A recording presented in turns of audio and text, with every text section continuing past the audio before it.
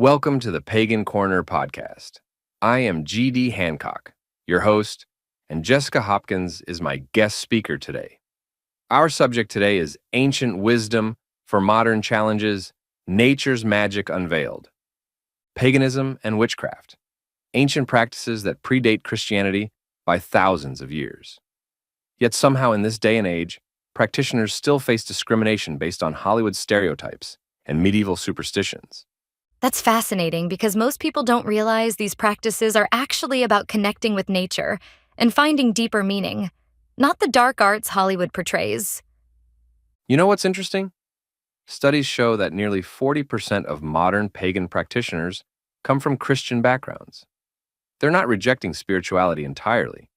They're seeking a more personal connection with the natural world. That challenges the common perception that paganism is somehow anti-religious, doesn't it?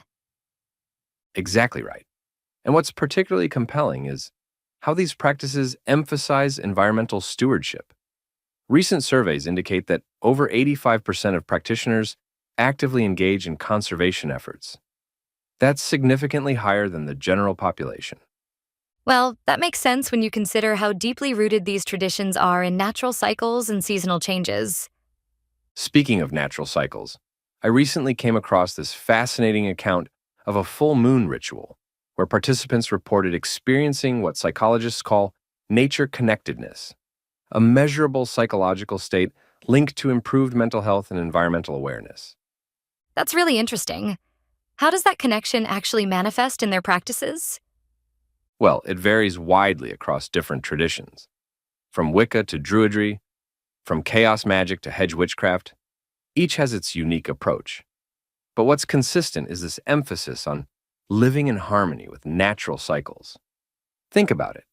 Celebrating the solstices, honoring the full moon, marking the changing seasons.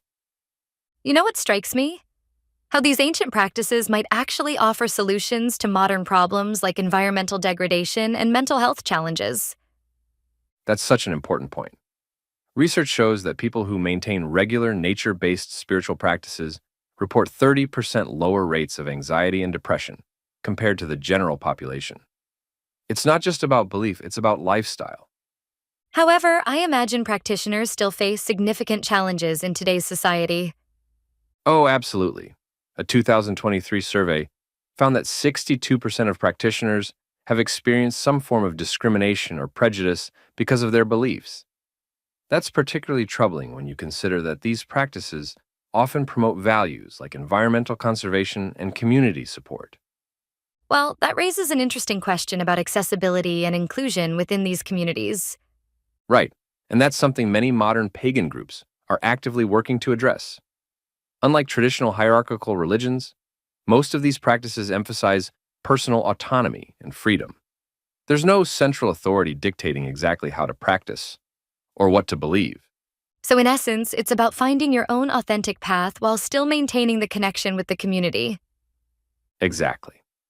And what's fascinating is how these communities approach difficult topics like death and mortality.